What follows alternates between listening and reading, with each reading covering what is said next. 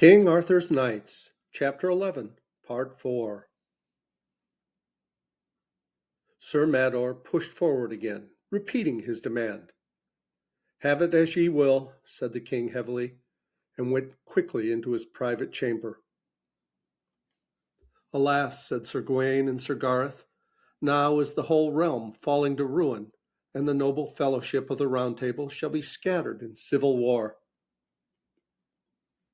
Soon a page came to Sir Gawain, telling him that the king would speak to him. "Gawain," said the king when the knight went to him, "I have been too easy with this knight, Sir Launcelot. He hath slain 11 knights of the Round Table and my messenger. The pride and ambition of that man shall have a check. This great fame for valiant deeds hath made him mad, until it would seem that nothing but this realm will content him. Now, therefore, as justice demands, and Sir Mador requires, do ye lead the queen to the fire. She shall have the law as is right. Afterwards we will seize Sir Launcelot. And know ye, he shall have a hard and shameful death." "Heaven forbid," said Sir Gawain, "that ever I should see either of these things, for I will not believe these reports of Sir Launcelot." "How now?" said the king. "Truly ye have little cause to love him. This night last past he slew Sir Agravaine your brother, and several of your kindred with him. And also, Sir Gawain, remember how he slew but lately 2 sons of yours in battle against the oppressing lords of the borders." "My lord," said Sir Gawain, "I know these things, and for their deaths I have grieved.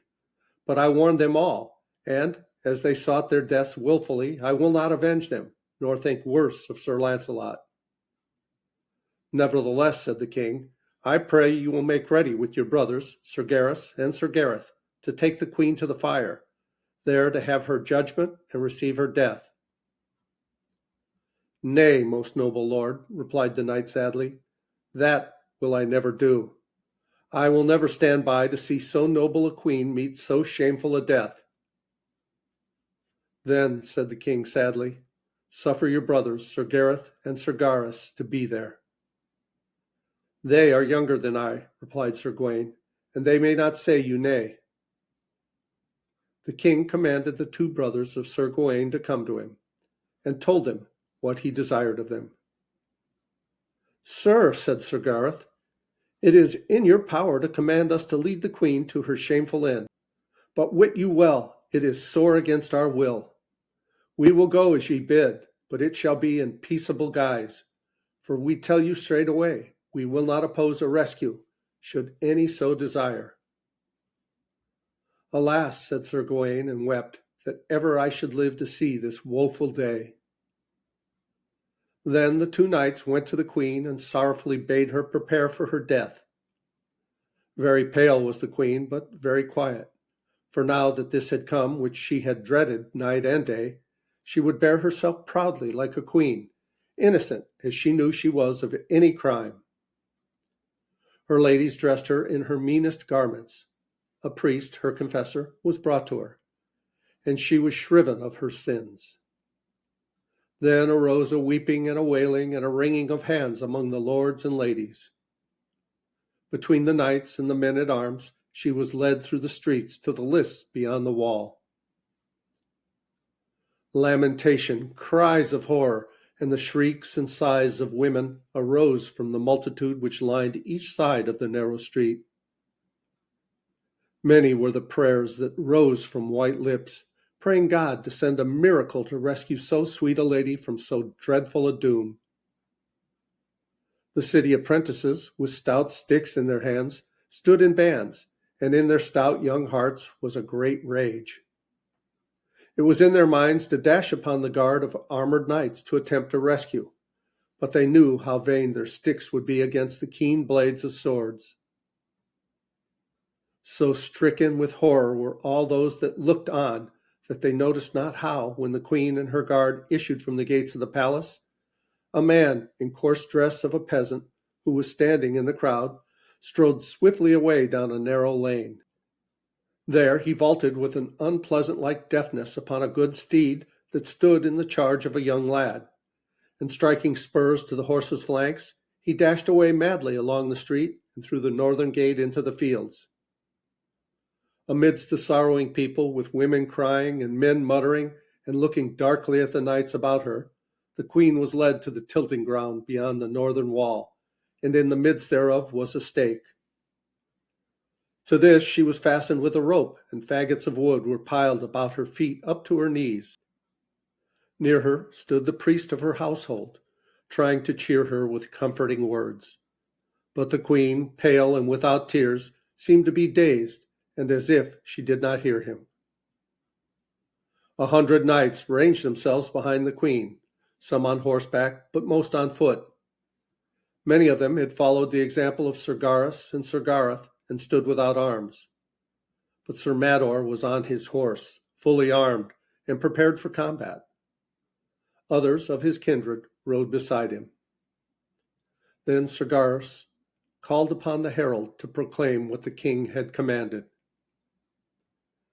"In the name of the king," cried the herald, "the queen hath been found guilty of death of a knight by treason and poison, and his kinsmen have demanded due judgment upon her. But if any knight shall take upon himself to do battle for her, let him appear instantly.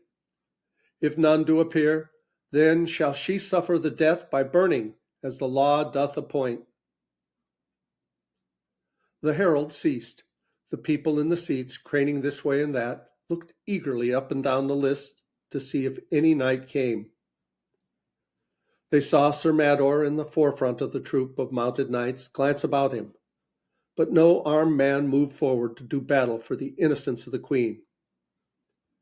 Then he looked to where she stood, pale and still, and men saw him smile faintly, as if his cruel heart already rejoiced to think that she would surely burn.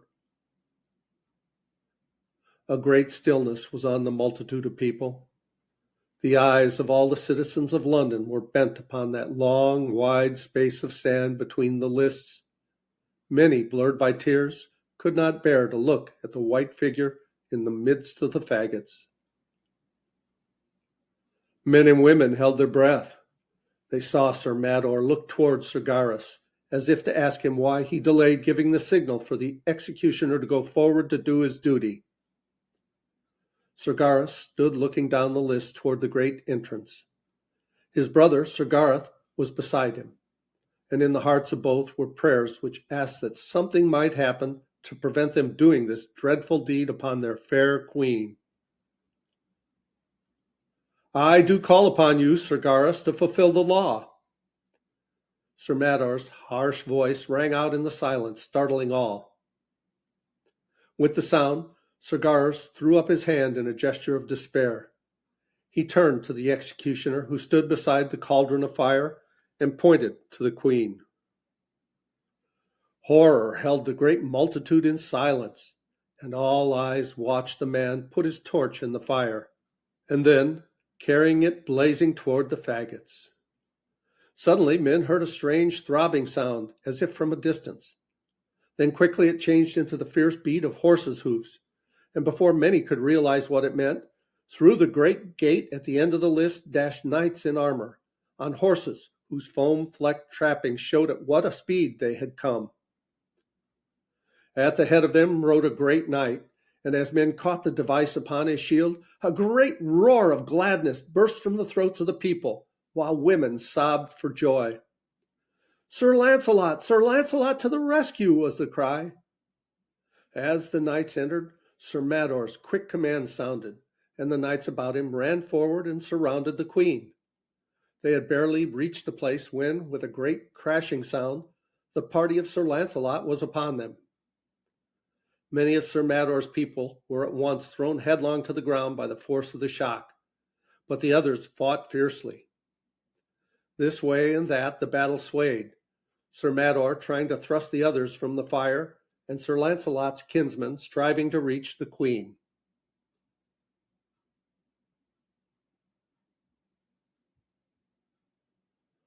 All was in confusion. The knights on foot were mingled with those on horseback, and many were cut down who did not bear arms. Full of a mad wrath was Sir Launcelot, as he raged among the knights that stood about the faggots, nor could any withstand him. So blind was he in his fury that he knew not whom he slew, except that they were men who stood between him and the queen. So by great mischance at this rushing and hurting, he slew 2 knights, and knew not that they were unarmed, and that they were those he loved most. One was Sir Gareth, whom he had himself knighted, and the other was Sir Gaheris. In very truth, Sir Launcelot knew them not, and afterwards they were found dead where the corpses lay thickest. Short but very fierce was that battle, for none could long withstand the fury of Sir Launcelot and his kinsmen. Many were slain on both sides.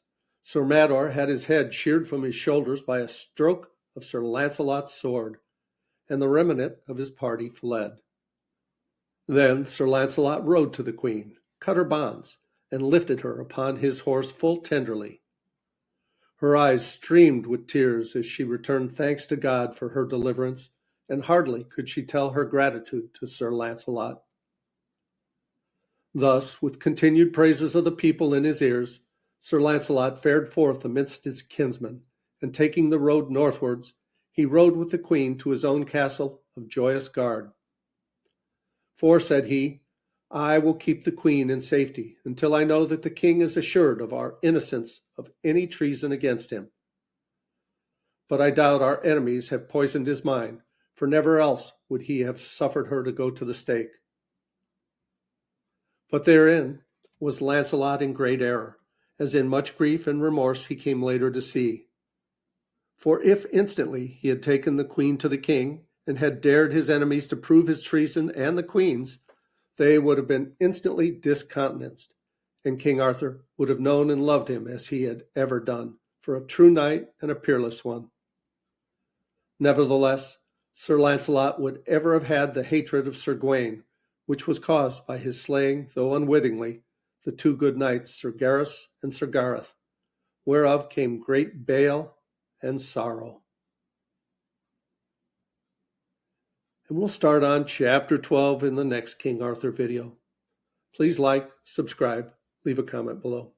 Thank you so much for watching. I love you guys. As Tigger says, ta-ta for now.